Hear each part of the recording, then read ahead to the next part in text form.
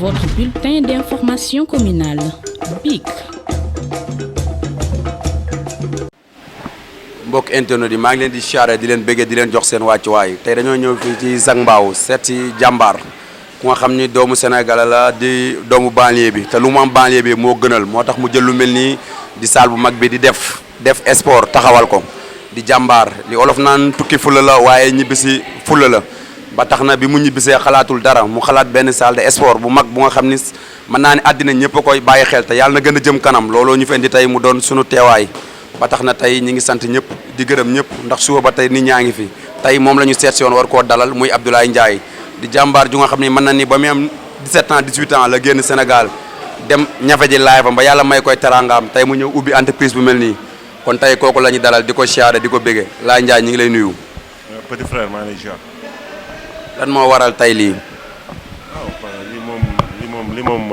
lu ko waral yomb na muy bëgg sport rek nekk sportif. waaw loolu moo waral lii parce que sport moom suñu deret la nekk waaw sport moom suñu deret la nekk waaw donc su suñu terrain lañ nekk rek su suñu terrain lañ nekk ça c'est un plaisir su luñ def du xaalis bi mais plaisir la dañ koy def di si sentir plaisir quoi. est-ce que yow bi ngay xalaat nga ni Sénégal am na saali fii bu woon mais dañoo mujj déggatuñu leen yow nga jël alal ju toll nii man sama bët su ma xaymaa lu mu gàtt mën na 500 millions nga jël ko def si musculation est-ce que loolu doyul waar. waaw waaw des fois nga jël yenn risques yoo xam ne say pro sax doo leen ko wax mais qui ne risque rien n'a rien man dafa am benn affaire boo xam ne moom laay doxee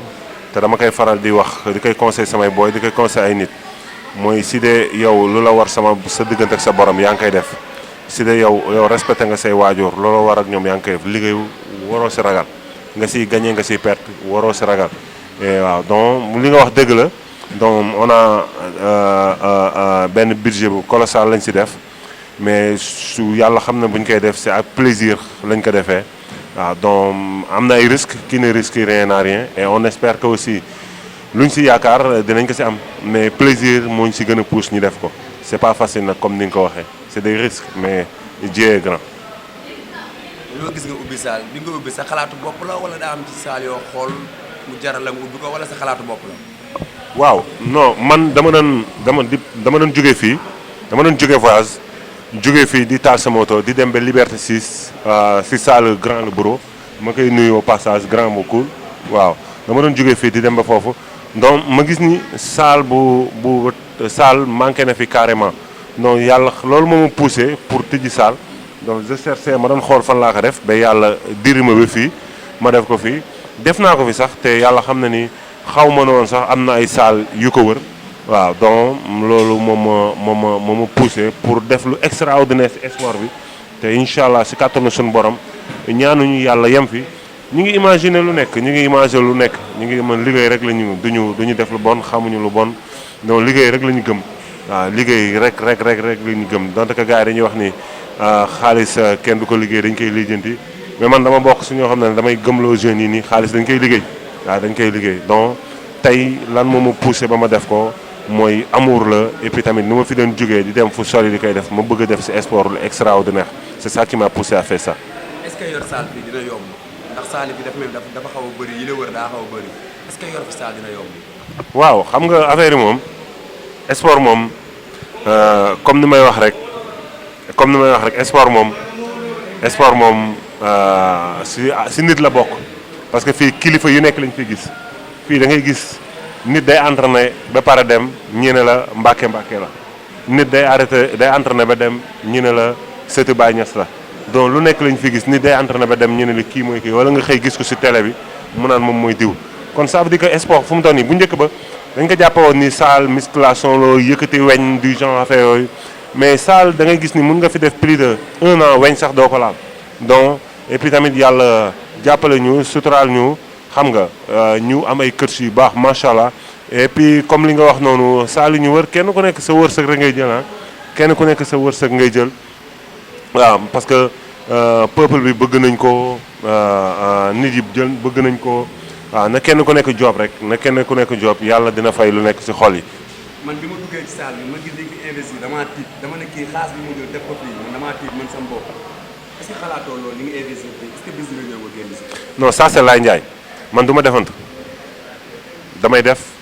wala ma bañ a def mais du ma defantu billaahi wallaahi si lépp lu ma munti dugg du ma defantu loolu sama marketing la sama adresse la sama réputation la mooy su lu may dugg rek su ma demee ba si dugg mën naa ko wàcc mais su ma demee ba dugg si damay bëgg bokk si les meilleurs waaw damay bëgg bokk ak lu may munti coûter tant que mi ngi dagan tant que mi ngi légal awuma lu ma si ragal waaw. mais c'est-à-dire lan mooy def. waaw def comme ni nga ko déggee rek xam nga àdduna laaj nga ma question bu am solo beaucoup de gens souvent dañ may demander lan mooy def jarul creuser lu sori maanaam jarul gas lu yaatu def àdduna Paco fu ñu toog nii ay nit a ko defar dàll bi nga sol nii ay nit a ko defar montre bu ma takk nii ay nit a ko defar donc àdduna yow da nga war a bokk si ñuy def nga war a bañ a bokk rek si ñuy consommer lu ñëw nga consommer war nga su nga am nga ñàkk war nga bokk si ñoo xam ne dañuy jëf dara dañuy def waaw donc c'est simple comme ni ko olof di waxee jëf quoi def donc noonu loolu moom ma inspiré si pour def tur bi foofu la jógee ça veut dire ki nga xam ne day def ki nga xam ne defkat la day def day créer day innover day def waaw day def lu ñu gis comme kuy defar montre nu mu koy defaree kii defar dàll nu mu koy defaree kii defar leneen nu mu koy defaree waaw bokk si ñuy def si àdduna kenn ku nekk je profite de l'occasion aussi pour encourager mes frères jeunes kenn ku nekk si àdduna war nga mun a jéem a def dara même socc Paco soo koy jaay fexeel ba socc bi am valeur defar ko formine boo xam ne ni dina neex a jënd valoriser ko waaw donc def bi foofu laa ko inspiré lu yàgg nekk sama bopp la waaw donc tey c'est pas mon première entreprise waaw am na beneen entreprise boo xam ne beneen tur la tudd mais bi def c'est un truc qui me tient à cœur comme ni nga koy dégg olof noonu la tudd jarut ni si creuser ndi loolu la. dañoo gis ne gars yi bu ñu tukkee ba ñëw bu ñu investir dañuy dem biir Dakar waaye au lieu que ñu def si banlieue mais da ngaa ñëw si banlieue bi samp saal bu toll nii lan moo waral nga taamu banlieue bi.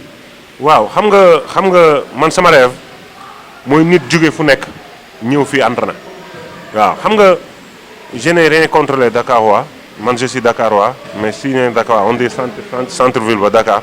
parce que ñoom tamit dañuy liggéey soit foofu lañu dëkk wala dëkkuñu fa def lu nice saal fu mu munti nekk defal lu si war rek man dama la wax ne ma doon jógee fii taal sa moto di dem ba si bureau di entraîné ma koy nuyuwaat au passage dem ba si moom di entraîné di nuyuwaat au passage sama grand Ndiogu mi saal bu nekk immeuble Kébé c'est un jantal grand xam nga mama tey sax il devait être là mais dafa voyagé xam nga jàmm rek laa sekk ak ñoom mi kër si mi comment dire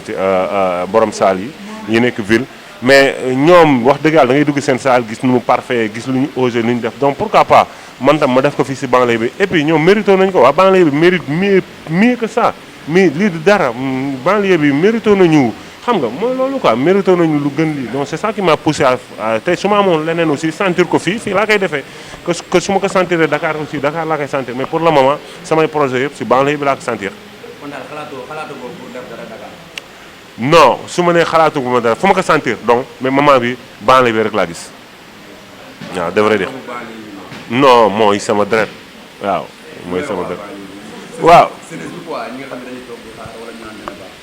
waaw Paco laajaat nga ma benn question bu am solo man souvent dañ may rapproché ni dama compliqué dama metti benn moment da ngay dem ba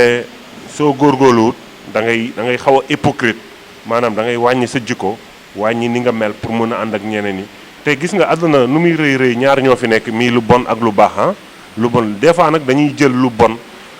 defar ko sangu ko suturoo rafetal ko ba muy nuroog lu baax mais lu baax la lu bon lu may conseiller samay morom samay petit frère mooy liggéey rek a wóor gis nga Paco gis nga lii yëpp du dara wóor na yàlla gis nga si de ma delluwaat si yaa ngi respecté say waajur am say ñaan waajur nit ñi nag lu ñu mën di wax si biti ñoom laa nit ñi kenn mënu leen tere wax xam nga et puis kenn ku nekk na nga wax nit ki mënoo nga ne kenn du wax si man mais yow sa conscience na nga wóor yow def nga wala defoo si de yaa ngi respecté say waajur loolu war a ñoom nga def ko si de sa diggante ak sa borom yaa ngi koy respecté loolu war nga def ko donc yaa ngi liggéey nga xëy nekkoo ku feñaak ngay liggéey lu munti am suñu borom la soo xëyoon tey lépp li nga am mu këpp moom la soo xëyoon tey mu taal la moom la donc après gis nga di nga yor dara nga jékki-jékki nga ñàkk ko ñeneen di màttu di lay reetaan kontaan fekk yow sa conscience tranquille wóor na li sa diggante ak say waajur li nga si def rafet na mu wóor na li sa diggante ak suñu borom rafet na mu wóor na ne nekkoo feñaakoo ñàkkoo jom yaa ngi liggéey après yow nit ñi suñuy reetaan yow sa biir xol da ngay suñuy reetaan yow tamit sa biir xol da ngay reetaan parce que da ngay xam ne defoo lenn lu bon loo xam ne loolu mérito nga ko waaw donc lu may wax jeunes yi mooy nañu bàyyi nañu gën a góorgóorlu bàyyi lu yomb xam nga fighting di rêver xel du jëriñ lu xalaat miir bi am na lu nekk si ginnaaw miir bi nañuy jéem a xam lu nekk si ginnaaw miir bi. mais bëgg nañ xam ñaata salarié ngay fay fii sa weer ñaata personne ñoo liggéey si yow. waaw on était 16 fii nii si def. parce que non on était 16 la ñu woon mais ak gis ngeen nu ñu koy élargir donc 22 la ñu finalement 22 waaw parce que fu waay xaj rek dañ ko siy dugal te bëgg nañu képp ku fi mënti dugg lépp loo bëgg am ko sooy seet ñun désormais 6 heures du matin léegi la ñuy liggéey ba 22 heures 22 heures 30 donc ñii dañuy xëy ñii di wàcc ñii di jug ñëw fajar ñii teel a wàcc ñii kii donc teg emploi du temps bi ba nga xam ne ñoom kenn si ñoom du sonn te ça soo fi duggee dinañ la satisfaire donc aussi mënoo jël lu toll nii parce que def sport mais am na aussi def auto mi ngi si suuf def auto waaw dañuy def lavage façon type lavage yu nekk lavage pro dindi siège yi defal lépp dañuy def vidange on travaille avec yoo xam ne jarul sax may tudd seen ce sera du publicité xam nga dañuy def aussi clim auto dañuy jaay ay accessoires auto waaw vidange loolu yëpp dañ koy def non waaw am na massage parce que on a dit complexe donc on essaye même si c'est pas parfait mais ñi ngi essayé parce que def ça fait 2 ans léegi bu mu existé waaw donc am na loolu yëpp. mais dafa mel ni fee rek la yemoon lan moo waral nga yokk si lii. waaw loolu la liggéey rek waaw liggéey du dara digguñu ñu dara prometté ñu dara am lu génn lu nekk su xol bi rek la ñu génne mooy yaatal ko ba kenn ko parce que de vrai dire billaay walaay gis nga souvent avant ñu koy élargir su musoon fees man damay rus sama benn booy laay jóg ma koy nuyoo passage non de passage ma koy nuyu laay jóg di sama main droite si def sport bi ak booy Moustapha xam nga wax dëgg yàlla nekk ay petit frère déggal ma nongul ma n'importe quelle heure parce que man dama metti du ma bàyyi détail ku ma xam ne du ma bàyyi détail donc salle bi su musoon fees day daaw si ñoo wax ma ko donc wala man ma gis si caméra yi mais damay déplané wu damay rus sax génn sa daje client yi doonul woon mbégte billaay wallaay donc parce que nit yi ñëw le client est le roi donc suñu ñëw di lay jox seen xaalis dañu war a féex donc on a quitté de 2 salles ñaari salles la ñu amoon mais léegi macha allah ñu ngi si 7 salles donc ñu ngi si 6 salles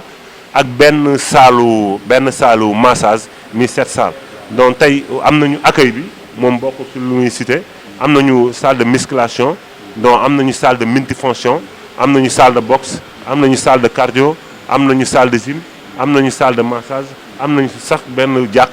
waaw donc loolu yëpp. non gis nga tey site yu fi ñëw bëri na mais xëy na temps bu ma am ak yéen nii wax aw ma ko ñoom mais billaahi wallaahi dama koy wax lépp ñoom la parce que ñëw naa ñi dalal ma ñi yaatal ma tey damay gis les abonnés je vois que 95% ñoom la tey mënoon nañu siisu di dem de gauche à droite ñoom ñoo ko jël gis ngeen togg bi ñun ñi ngi woon si leneen man fan yëpp nelawuma parce que bëgguma woon désordre nekk si affaire yooyu mais ñoom ñoo ko jël en main surtout les clients awma seen fay ñoom ñoo ko jël en main xam nga togg xam nga demandé ñu jox leen ñu togg defar li ba mu nice yàlla xam ne xaw ma mooy loolu. waaw xam nga nit da nga koy jox cër ko da nga koy jox cëram quoi ñun mënuñu leen gën a màgg waaw man dama am ñaari noon mi fen ak rëy waaw donc kon du ma ko incarné rëylu di am lu may jaar lu bëri lu may def dama si waxtaan ak ñoom am nañu président am nañu présidente dañuy waxtaan dañuy réunion seen biir affaire yooyu da ëppale ma leen fi dara léegi ñu ngi wax yaa ngi gis benn gars yi ngi romb nan moomoo ko ñoo ko moom voilà donc loolu mooy loolu man yàlla xam na ni comme ni ma gisee nii tey si salle bi nii après pour gisaan ma fi yombut parce que rus naa sax mbëkkante ak benn client wala ñaari client si biir salle bi ñu ne kii ak moom ñu bëri xamuñu woon ni maa ko moom donc tey yàlla xam na je dis que man du ma fi teew mais mënoo def lu toll ni aussi du respect ngay toog duñ la gis et si sama dernier kàddu mooy remercier personnel bi waaw parce que comme lu nga ko wax on a quitté de 16 pour aller à 22 personnes macha allah ñoom ñëpp jàpp nañ si nongul nañ ma parce que jiite yombut waaw wax dëgg yàlla di leen sant di leen gërëm di leen ñaanal bu baax ñoom personnel bi xam nga clients yi aw ma seen fay waa ZAC bi gis ngeen chef de quartier bi ñoom ñoom ñu ngi fi woon ZAC bi awma seen fay lii ñoom ñoo ko moom ñoom ZAC bi lii ñoom ñoo ko moom mérito nañu leneen lu gën a rëy lii yéen a ko moom non ñooñu c'est des frères du banlieue xam nga nekk ay jeunes xam nga ñu nekk benn saa yi dëgg rek moo ko lal xam nga waaw fii c'est ouverte pour tous les leaders c'est ouverte pour tous les champions. mais séeréer mbër yombul de mbër ak moromam daje yombul de. waaw loolu nag waaw ñu bëri. sànq yow tey dajale ku mel ni Reug Reug dajale ku mel ni Eumeu Sène. waaw ak ñeneen. loolu dañ ma koy wax ah. dañ ma koy wax parce que am na sax waxoon naa ko am na mbër boo xam ne amoon na fi combat frère am nekk fii di genre kii di entraîné si kaw kii di entraîné suuf mais nice parce que naa la xamal benn affaire après tout yoral say milliards suñu règlement soo ko respecté wut doo fi am accès te ñoom wax dëgg yàlla dañu ñëw jàpp si jàppale ñu si loolu waaw donc wax dëgg yàlla loolu di terminer nag Paco sama jabar waaw di terminer sama jabar aw ma fayam madame Ndiaye moom nekku fi sax ñëw fi sax tey parce que démb su guddi la fi ñëw fii la nekk démb bàyyi 3 heures du matin waaw xam nga mais xam nga dafa am gàllankoor yaram bi xaw a sutante moo tax sax teew fi waaw mais kooku mooy man maay moom kooku man ak moom comme la wax depuis petit ba grand la xam nga waaw moom mooy man maay moom donc lépp moom la nekk sama ginnaaw dooleel ma du may conseiller yenn saa yi sax sama amee lu ma métti du ma ko wax parce que dafa may conseiller ba may xas comprendre waaw madame Ndiaye xam nga waaw mooy loolu yow xam nga man xam naa xam nga di sama yaay Paco sama yaay du ma ko bëgg di lu bëri xam nga su jëlee téléphone bi wala suñuy wax wala su ma demee du day waat di ñaan xam nga mooy loolu xam nga waaw sama yaay aw ma fay sama frère yi xam nga jatu mi fi nekkoon xam nga ñoom ñëpp maa leen nuyu di leen sant aussi xam nga ay ñoom sama boy yi nga xam ne jógee nañu caaro yi ñoo fi wax dëgg yàlla sonn si am ñoo xam ne ñu ngi fi depuis 4 jours nekk si installation parce que ça c'est pas un petit truc parce que 1050 mètres carrés salle de sport c'est pas un petit truc métti na trop sa def nañu énormément de sacrifices uniquement pour bégal clients yi parce que il mérite plus que ça parce que di lay remercier di remercier site bi waaw seen site bi yéen a xam loolu lañ siy jublu ak sama waay bu yàgg bi nee naa ko ñooñu samay classe de guerre lañu waaw samay classe de guerre lañu ñoom Mor Fall xam nga waaw samay classe de guerre lañu ñooñu traversé nañu lu doy waar guddi bëccëg man ak ñoom awma seen fay tey ma am lu mel ni ñu ñëwaat taxawu xam nga waaw yéen loo leen bëgg fii rek soo leen ko amul rek si yéen la maa leen di remercier bu baax waaw yàlla na dem ba nekk télé bu rëy yàlla mun na ko te yàlla na ko def waaw yàlla na yàlla fay seen xol di leen bëgg bu baax